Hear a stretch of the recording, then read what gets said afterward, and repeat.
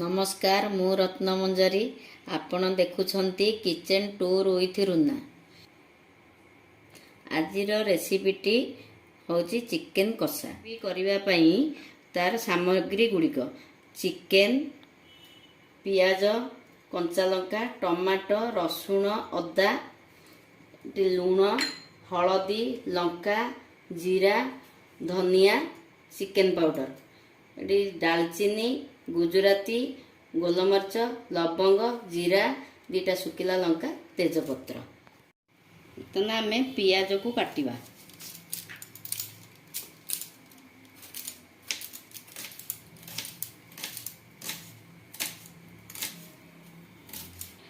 पियाज को एमती भाव में पूरा सर सर कर काटिले भाजवाई जल्दी हो पार।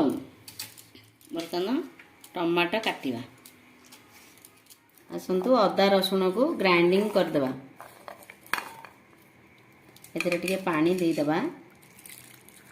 तापरे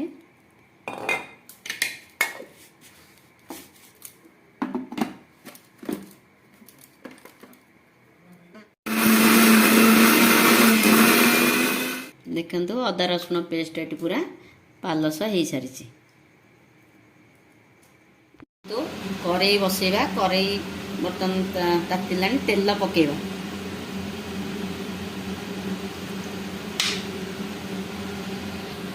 बे जीरा टिके फुटे दबा। आपण चाहिले चीनी पकई पारिबे रेड कलर करबा पई। या तेजपत्र पकेया।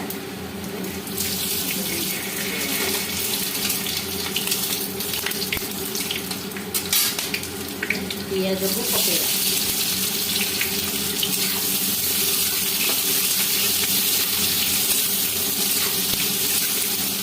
ब्राउन कलर हवापाई ये 2-3 मिनट समय नबा। पियाज आमर ब्राउन कलर हो आसला। एबे आमे हलदी गुंड पकेबा।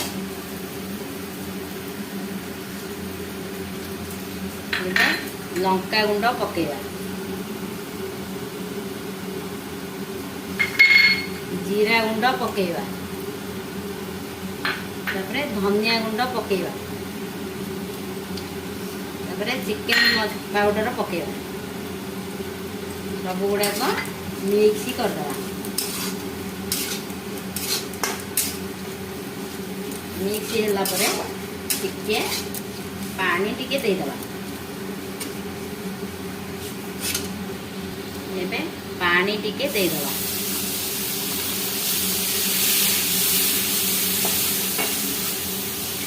पकेली एबे टिके नागु पानी देगी टिके नागु आउ टिके कसेबा। आ 5-7 मिनट कसेबा टिके तार कलरटा आसीबा पई। बर्तमान आमर तेल देखुन जो बाहरी आसुची। आ टिके कसे देले आ टिके भी मध्य तेलटा बाहरिबा। टी कंचा लंका जो रखी 4-5टा ये पकई देला। कंचा लंका को पकई के आ टिके टाइम नबा टिके कसिबा पई।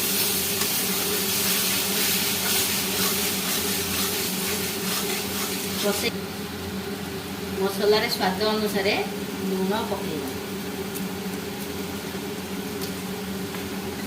पूरा हे आसलानी पूरा हे गलानी। एबे चिकेन पकेया।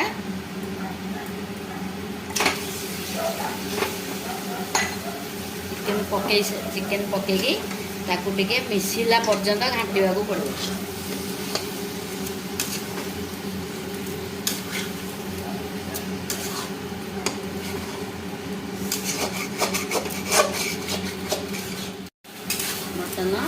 पानी दे दे आपको तो टिके 5 मिनट पे 10-15 मिनट पे छाड़िया। एबे टिके पानी दे देले आपको टिके घोड़े दबा।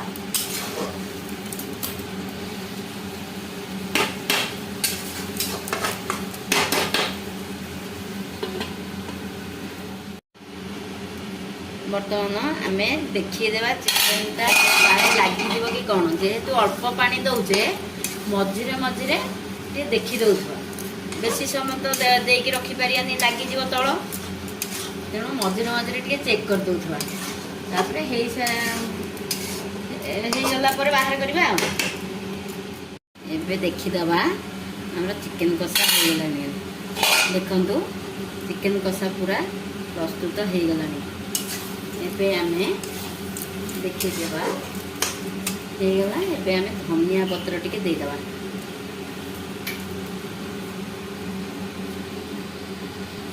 ଦେଇକି ତାକୁ ଟିକେ ମିଶେଇଦେବା।